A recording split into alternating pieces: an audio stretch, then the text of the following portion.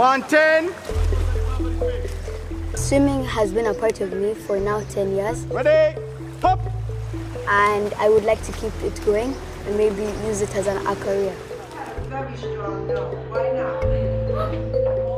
I want to become a writer, and if I have something about social justice, people will find out the right from wrong, and then they'll be able to do the right and not the wrong. I'm thinking of going into medicine. My high-level subjects are bio and chemistry. So there's been a huge mind shift in my perception of sciences. Art helps me to express myself. It's a great way of spreading awareness to an issue I highly support. I just really want to pursue something in art in the future.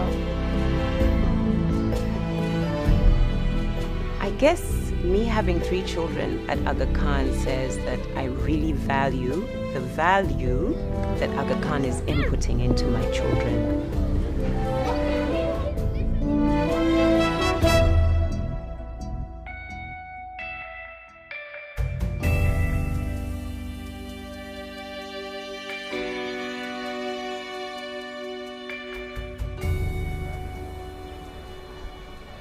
When the Aga Khan Academy in Mombasa, Kenya was established in 2003, it was about more than just bricks and mortar.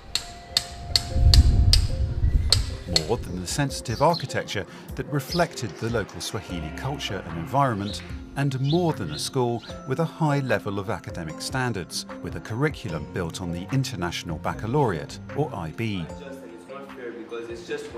The vision behind it was much more ambitious than one standalone school. Today, there is a network of Aga Khan academies in Hyderabad, India, Maputo, Mozambique, and Dhaka, Bangladesh. Our central hope for the program is that when students leave the academies, they will move on to high-quality universities and then to positions of social leadership. As they go through life, we expect them to reflect the central values of the program: a strong ethical orientation, a sense of personal discipline and civic obligation, and an appreciation for diversity and pluralism. So the question was, what kind of curriculum will we have for these kids? And what kind of teachers are we going to have to be able to develop the kind of leaders that the vision envisages?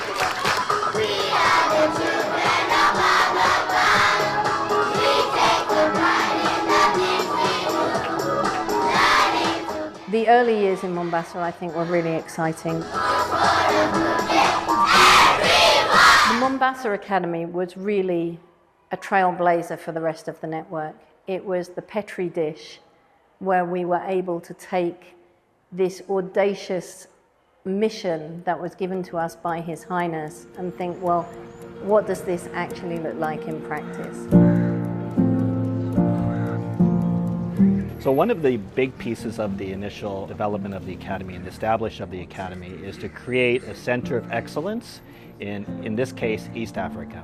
And one of those pieces is leadership, another is stewardship, and another is ensuring that students and children of different diverse backgrounds, particularly socioeconomic backgrounds, were able to access a world-class education. It does not necessarily mean an education that is an extremely expensive education. We have a number of financial aid programs and projects that are developed to bring students of diverse socioeconomic backgrounds into the school. The students talk really powerfully about the experience of living and working on a campus with people who are different from them, and not just accepting or tolerating that diversity, but leaning into it, embracing it, seeing the strengths that it brings to the community to have people from different backgrounds, people who think about the world in different ways.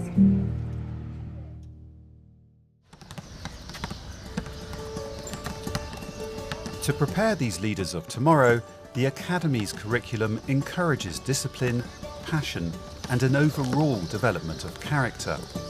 Long before sunrise, students are up and running, literally. Initially not something students look forward to, but they're on the right track for building resilience. I personally face hard time waking up in the morning, but like when you have a passion, it drives you towards doing what you have to do to accomplish what you have to accomplish. Every athlete has the dream of making it to the Olympics at one point in their career. So yeah, I do aspire to make that as well. That aspiration to reach the Olympics is not just a distant dream. One Academy's alumnus has already represented Uganda in swimming at the 2016 Olympics in Rio de Janeiro, Brazil. From vigorous exercise to academic rigour, the Academy demands the highest international standards from its students. To enable that, it provides the best facilities, with inquiry-based learning at the heart of its curriculum. Students are the pilots of their learning, really, and teachers are there to support that. But what makes it powerful is that you end up with students who are independent, who are confident, and display a lot of characteristics that they'll need when they go out in the world. I'm a person who likes to know the why behind everything. I can't be told, oh, this is just how it is. I knew that if I took higher level, I'd get all the details. I know how exactly things work, why they worked.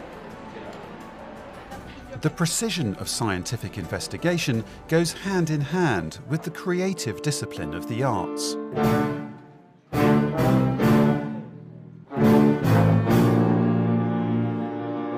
After-class activities, such as music and art, are all part of the Academy's enrichment programme. They allow creativity and individual talents to develop. My favorite thing in art is outlining. Art class makes me creative. The language of music and art, they say, is universal. It crosses cultural boundaries and has the potential to unite diverse populations and encourage tolerance, understanding and pluralism.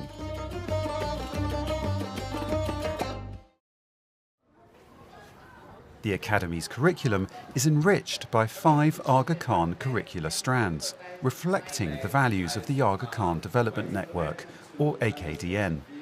In Aga Khan, the 5 strands are ethics, pluralism, culture, governance and civil society, and economics for development. As this is a local school with an international curriculum, there is an emphasis on bilingual education, English and Kiswahili. Bilingual education is not only about teaching language skills, but it's also immersing the students in the cultural context of the language and helping them understand and appreciate that cultural context. And as you do that, you're opening your mind to different perspectives, different way of thinking, and that nurtures in our students a more pluralistic disposition. Kiswahili is the language of Kenya and everyone in Kenya should know it. English is the local language around the world, and without English, I don't think we'd be able to communicate with each other. From very early on, there is a strong emphasis on leadership. The IB system is fostering and nurturing leaders of tomorrow.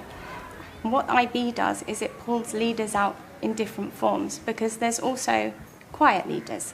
There's different forms of leaders. So it gives every child an opportunity to be a leader in their own way.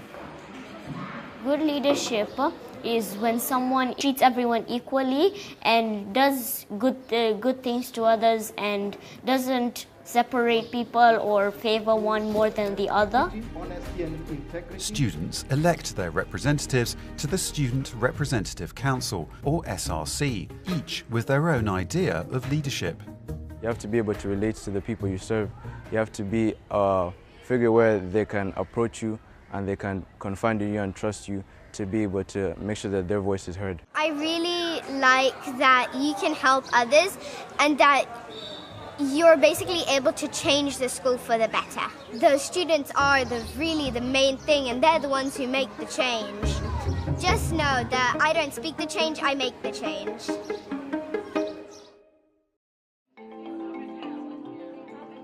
When it comes to making change, teachers are not off the hook.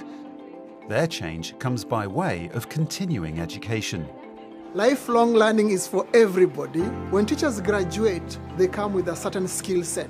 When they go to the world and they start teaching, that skill set is outdated because of several things. One, the way students are learning. Two, the way students are responding to information. Three, the studies which are coming out about the brain, how the brain works.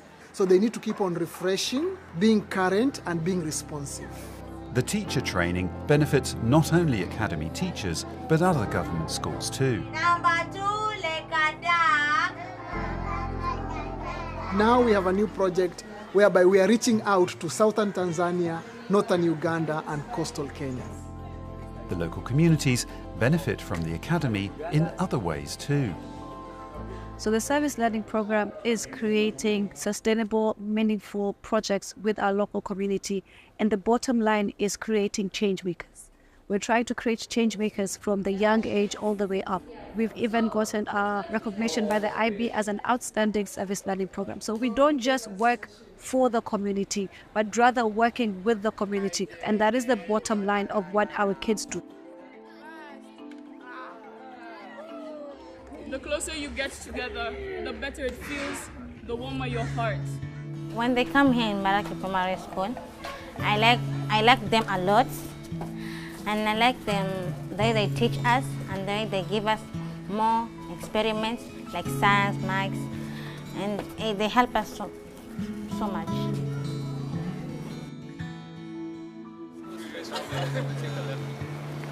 And so these leaders of tomorrow, over 1,200 of them from Mombasa so far, go on to prestigious universities all over the world. And many return as leaders of today, making changes large and small to their communities. We all are graduates of Agha. We are the 0.5% of the top 1% of students in Africa, right? We are incredibly privileged to be in these positions. We go to one of the finest institutions in the world, in one of the poorest countries in the world. That irony shouldn't be lost on us. We have a responsibility to pay it forward for the next generation, for the people who come after us, to be better than we ever could be.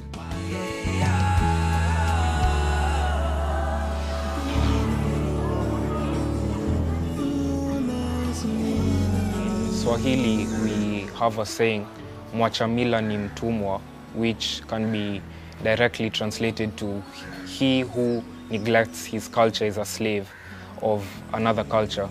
And I'm a huge proponent of this saying in that it promotes someone to always remember where they've come from, to stay true to their roots. And for this reason, when they go out there into the real world and get the knowledge and education from there, it's important for them to remember where they came from and remember the society and people that raised them, and as such to contribute to the development of this society.